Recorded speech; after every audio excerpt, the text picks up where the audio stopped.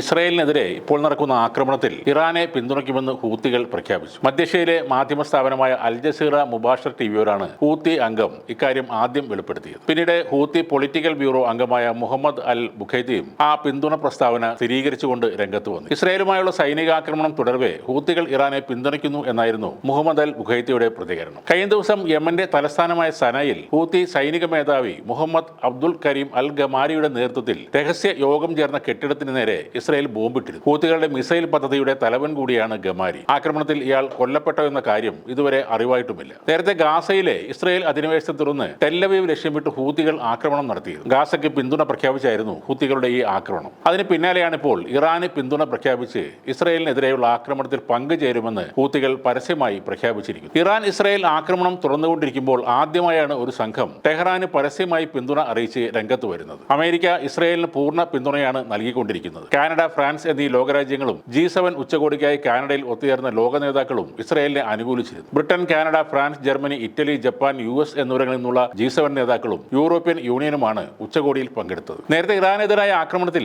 ഇസ്രായേലിനെ വിമർശിച്ചുകൊണ്ട് ചൈന രംഗത്ത് വന്നിരുന്നു. ഇറാനെതിരായ ഇസ്രായേൽ ആക്രമണത്തിൽ അതീവ ഉത്കണ്ഠയുണ്ടെന്നും ചൈനയുടെ വിദേശകാര്യ മന്ത്രാലയം അറിയിച്ചിരുന്നു. ഇറാന്റെ പരമാധികാരം, സുരക്ഷ, പ്രാദേശിക സമഗ്രത എന്നിവയ്ക്ക് മേലുള്ള ഏതൊരു കടന്നുകയറ്റത്തെയും ചൈന എപ്പോഴും എതിർക്കുന്നു എന്നും സംഘർഷ സാഹചര്യം തണുപ്പിക്കാൻ ക്രിയാത്മകമായ പങ്ക് വഹിക്കാൻ തയ്യാറാണെന്നുമായിരുന്നു ചൈന പറഞ്ഞത്. ഇസ്രായേലിനെതിരായ ആക്രമണത്തിൽ മുതിർന്ന ഹമാസ് നേതാവ് ഇസാദ് അൽ റിഷഖ് ഇറാനെ അഭിനന്ദിച്ചിരുന്നു. ഇസ്രായേലിന്റെ അത്യാധുനിക പ്രതിരോധ സംവിധാനം പരാജയപ്പെട്ടിരിക്കുന്നുവെന്നും കാലങ്ങളായി പശ്ചിമേഷ്യയിലെ ജനങ്ങൾക്കിടയിൽ ജ്വലിപ്പിച്ച കഷ്ടപ്പാടിന്റെ തീയിൽ ഇസ്രായേൽ കഷ്ടപ്പെടുമെന്നും അൽ റിഷഖ് പറഞ്ഞു. ഒരു ധാർഷ്ട്യവും ചോദ്യം ചെയ്യപ്പെടാതെ പോകില്ലെന്നും ശിക്ഷയില്ലാതെ ഒരു ആക്രമണവും ഉണ്ടാകില്ലെന്നുമാണ് ഹമാസ് നേതാവ് പറഞ്ഞത്. തുർക്കി പ്രസിഡന്റ് റജബ് തയ്യിബ് എർദോഗാനും ഇസ്രായേലിന് എതിരെയാണ് നിലകൊള്ളുന്നത്. ഇസ്രായേലിന്റെ ആക്രമണം ലജ്ജാകരമായ പ്രകോപനമാണെന്നും അന്താരാഷ്ട്ര നിയമത്തിന്റെ വ്യക്തമായ ലംഘനമാണെന്നും എർദോഗാൻ പ്രതികരിച്ചിരുന്നു. ഇസ്രായേൽ പ്രധാനമന്ത്രി ബെഞ്ചമിൻ നെതന്യാഹുവും അദ്ദേഹത്തിന്റെ സർക്കാരും നിയമവിരുദ്ധവും വിനാശകരവുമായ നടപടികളാണ് സ്വീകരിക്കുന്നത്. ഇസ്രായേൽ നടപടികൾ മിഡിൽ ഈസ്റ്റിനെയും ലോകത്തെയും ഒരു ദുരന്തത്തിലേക്ക് തള്ളിവിടും. സംഘർഷ മേഖലയിൽ രക്തച്ചൊരിച്ചിലോ നാശമോ കാണാൻ തുർക്കി